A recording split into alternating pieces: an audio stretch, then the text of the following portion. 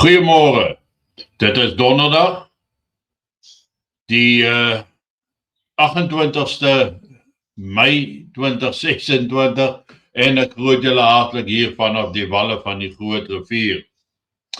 Vanoggend herinner ek julle daaraan dat daar wel vanaand 'n Bosberaad uitsending is.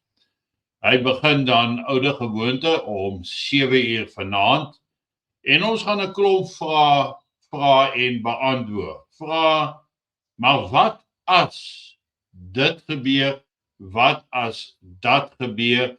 Wat as hierdie insident sou skeefloop as dit aanleiding gee tot daai insident of gebeurtenis? Wat is dan die uiteinde van sulke aksies wat geneem kan word? Met ander woorde, ons bespreek 'n variasie van verskillende opsies wat in Suid-Afrika kan uitspeel as gevolg van die kwessies van as een ding gebeur, hoe dit 'n volgende ding beïnvloed en wat dit vir ons op die grond kan beteken. Vanaand om 7 uur skakel in, moet dit nie mis nie, Bosberaad en natuurlik interaktief met die lede van die kanaal. Ek los dit wel oop vir almal om te kyk, maar lede van die kanaal kan saam gesels. Right, dan weet ons hoe Donald Trump sê dat hy ingesweer is in Januarie van verlede jaar, hoe hy stelselmatig begin het om dit wat hy gepredik het tydens die verkiesingsveldtog, naamlik peace through strength, hoe hy dit probeer toepas het, hoe hulle dit probeer uitleef het en hulle al hoe meer vasgeloop het teen die mislukking van die Barack Obama en daarna die Biden administrasies. Want die mislukkings van hulle administrasies het daartoe gelei dat die wêreld 'n ander idee gekry het oor Amerika. Die wêreld het besef dat Amerika is nie die mag wat hulle was nie en dat hulle geopponeer kan word. Ons sien egter dat die jong leiers, relatiewe jong leiers in die Europese lande toenemend druk vir oorlog teen Rusland. So ons sit hier met 'n persoon wat wil vrede maak deur mag en ons sit met 'n klomp wat wil oorlog voer sonder enige mag. Maar die besef wat in Europa deurgedring het, dat hulle sal hulle militêre magte moet opbou oor 'n tydperk. Maar juist daarin lê die probleem. Hulle sê, ons moet ons magte opbou om Rusland te kan verslaan.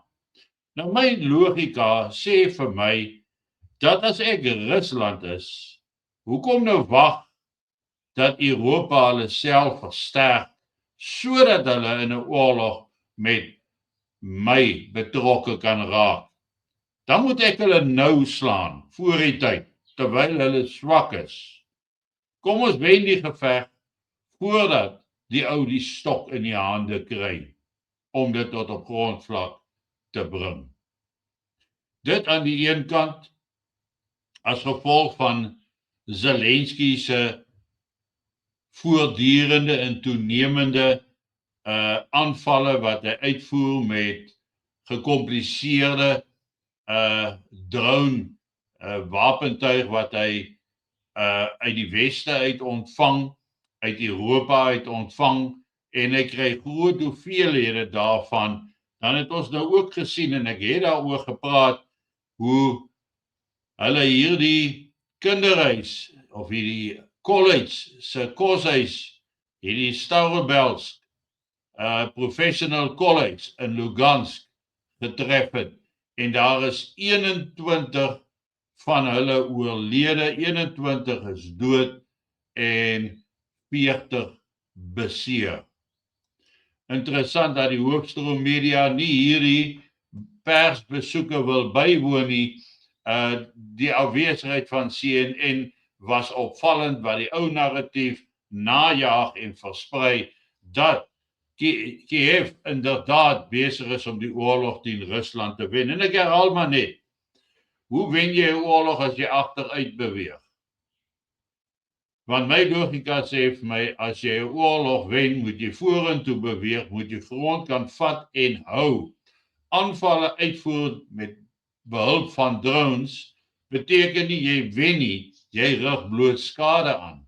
Want jy wen net nadat jy grond gevat het en dit behou het met voete op die grond. Dit het natuurlik daartoe gelei dat Rusland die situasie in 'n baie meer ernstige lig aanskou het en dat hulle dan ook grootskaalse aanvalle uitgevoer het op Kiev. Maar selfs na daai aanvalle het daar goed gebeur. Na daai aanvanklike aanvalle van die 24ste het Sergei Lavrov, die minister van buitelandse sake van Rusland, vir Marco Rubio, die Secretary of State van Amerika, ingelig dat Rusland nou in die toekoms toenemend aanvalle gaan uitvoer op Kiev, die hoofstad van Oekraïne, toenemend so. Ons sien dan ook dat Rusland het ander buitelandse inwoners gewaarsku om Kiev te verlaat. Hulle het ook die waarskuwing aan Oekraïense inwoners gerig en gesê, verlaat Kiev die stad. Ons gaan toenemend aanvalle op hulle militêre, industriële en regeringsgeboue uitvoer. So ons sien 'n baie duidelike eskalasie in die ooste van Europa met die oorlog daar, ten spyte van Donald Trump se poging om die situasie te kalmeer, die retoriek af te bring grondtoe in 'n poging om vrede te verkry, vrede te maak. Ons sien dan ook dat hy op hierdie stadium in die Midde-Ooste baie hard probeer om een of ander van vredesonderhandeling, vredesooreenkoms geteken te kry, en dit vind ook nie plaas nie. En ons moet onsself die vraag vra, hoekom nie?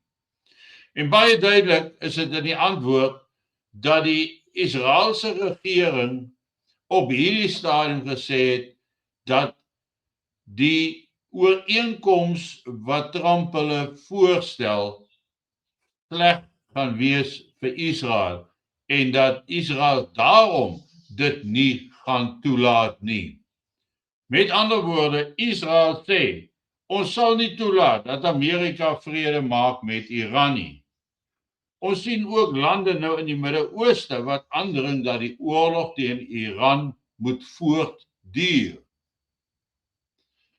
Dis baie duidelik dat ten spyte van Trump se beplanning van vrede deur mag, ons 'n situasie kry nou waar die wêreld op eskalasie begin aandring, of dan 'n groter, breër wêreld. Want die Midde-Ooste en Israel dring aan op eskalasie teen Iran, deur hulle aanvalle met die drones wat uit Frankryk, Europa en verskeie ander klein Baltiese state afkom, word die aanvalle, die uitlokkingsaanvalle op Rusland al meer en meer.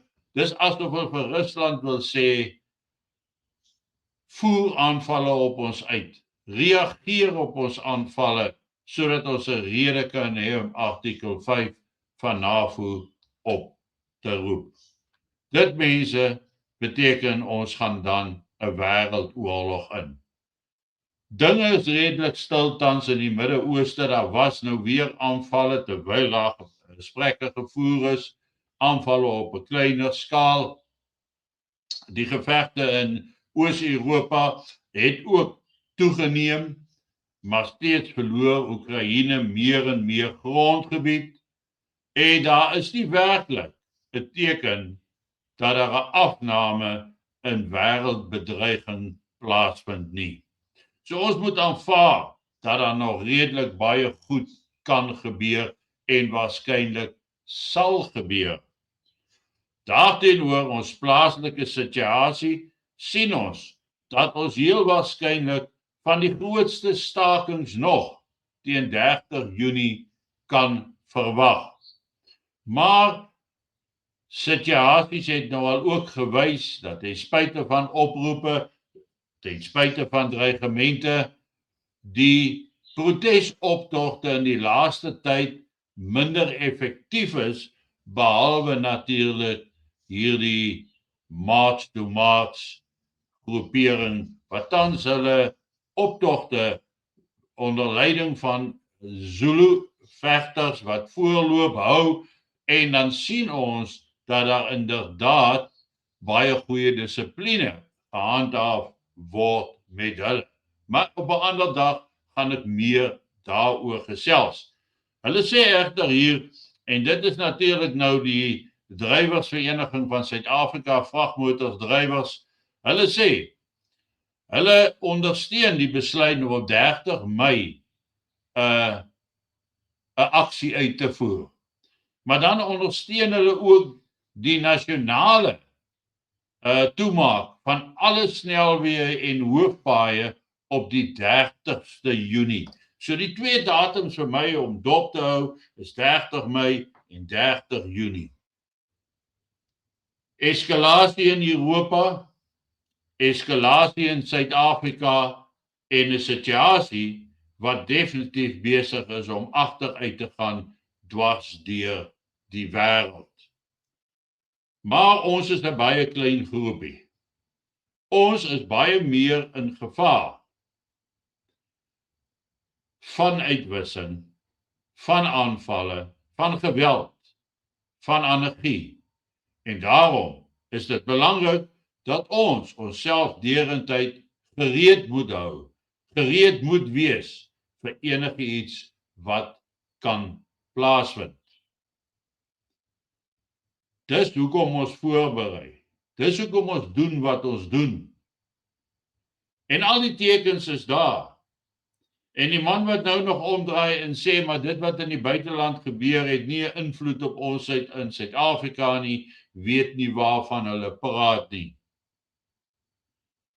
Want groot dele van die onluste in Europa word deur onwettige migrante veroorsaak. Hier blyk dit in 'n groot mate dieselfde te wees.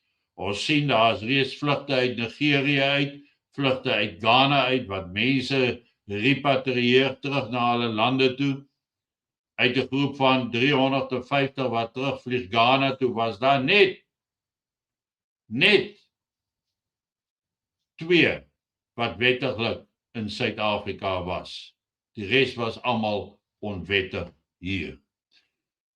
Geniet vanoggend jou kondensmelk koffie en sorg dat jy vanaand ingeskakel is, dan praat ons oor meer dringende vrae wat ons mag bekommerd maak, wat mag opkom, waar ons met mekaar kan praat en julle vrae kan vra en vra, maar wat as dit gebeur? En dan probeer ons dit antwoord volgens 'n logiese redenasie. Baie dankie. Sien julle vanaand en dan môreoggend weer my normale uitsending. Mooi loop.